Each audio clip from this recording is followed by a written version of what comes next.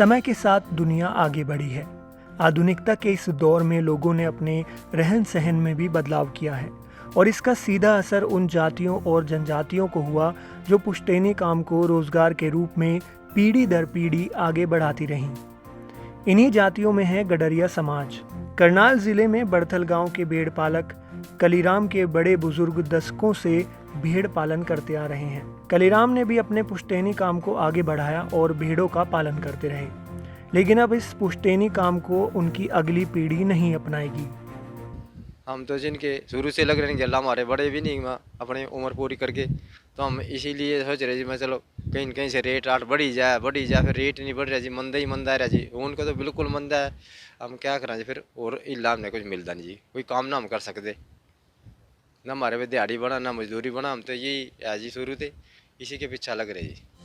वहीं भेड़ पालक हरिराम ने कहा कि हमारी एक भेड़ से साल में 3 बार ऊन को लिया जाता है। 4 महीने में ऊन तैयार हो जाती है, जो एक भेड़ से 500 ग्राम से 1 किलोग्राम तक मिल जाती है। लेकिन अब उनकी ऊन 1500 से 2000 रुपए क्विंटल बिक रही है। ऐसे में घर चलाना बेहद मुश्किल हो चुका है। हम तो जी हमारे बुजुर्ग सदा थे और बचपन से हम भी आज 50-60 साल पे चले गए और हम भी इन्हीं से कर रहे अपना गुजारा। और पहले तो रखे थे 100, 150, 200 भेड़ रखे थे एक परिवार में, और अब तो 10-20 रखा है। एक इनके गेल वैसे लग रहे, प्रॉफिट इनमें रहा नहीं कुछ, कमाई इनमें रही नहीं कुछ, जंगल कहीं नहीं रहा इनको चराने के लिए। बड़ी परेशानी होगी जी। जो इनकी ऊन बिकती थी उसका रेट ही नहीं रहा, व्यापारी लेन देन वहाँ पानीपत में बेचते हैं। और जी क्या करें, बस हमने गेर कहानी पड़ा, किराया भी पूरा नहीं होता।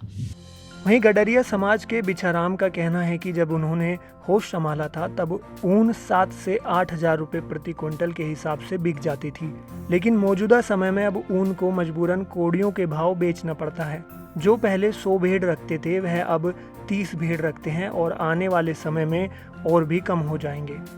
उन्होंने सरकार से अपील की है कि गडरिया समाज के लिए कुछ कदम उठाए जाएं ताकि उनका पुश्तैनी काम चल जाए।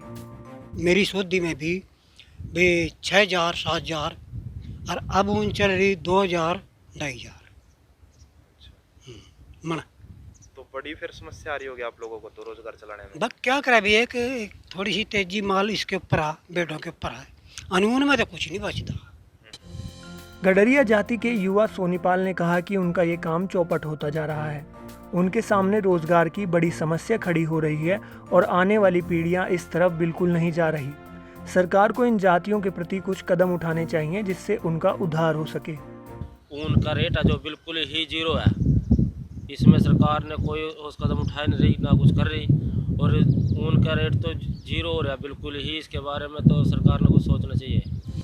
गडरिया समाज दशकों से चरवाहे की जिंदगी जी रहे हैं, ऊन बेचकर गुजर बसर कर रहे हैं, लेकिन आधुनिकता के दौर में ऊन का सस्ते और फैंसी विकल्पों ने गडरियों के पुश्तैनी काम पर गहरा असर डाला है।